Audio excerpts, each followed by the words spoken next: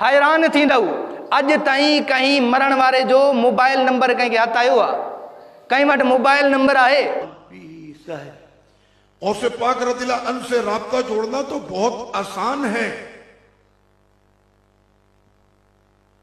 Mobile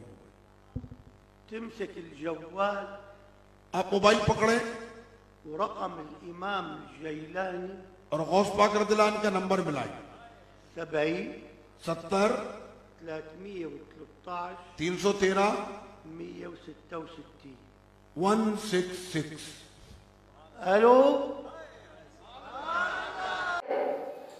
तो एक वॾो मौलवी साहब पीराने पीर अब्दुल कादिर जीलानी रहमतुल्लाह अलैह जो लाइव कैमरा ते अची करे वीडियो में अची करे फोन नंबर दे तो इन ते राब्तो कयो, अंदाज़ो कयो ॿुधण वारनि जो मञण वारनि जो जेके हर ॻाल्हि ते लब्बैक चवनि था।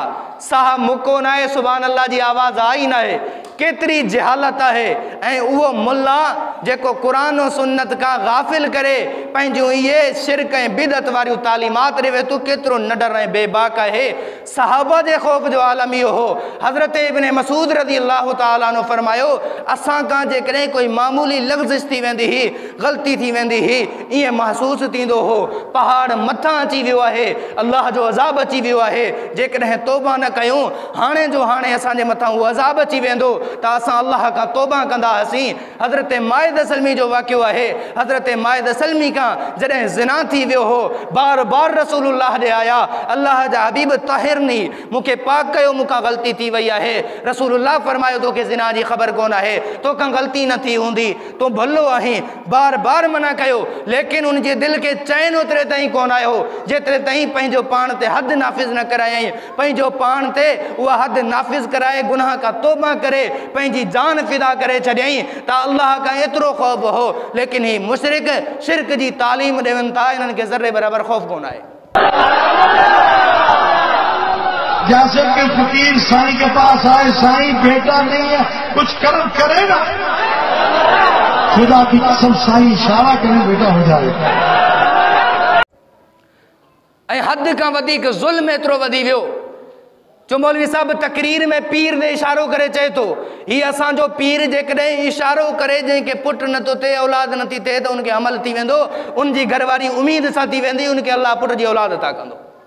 अल्लाह जे क़ुरान का पुछूं था, अल्लाह जो क़ुरान चए तो यहबु लिमन यशाउ इनासउ व यहबु लिमन यशाउ ज़ुकूर औ युज़व्विजुहुम ज़ुकराना व इनासा व यजअलु मन यशाउ अक़ीमा।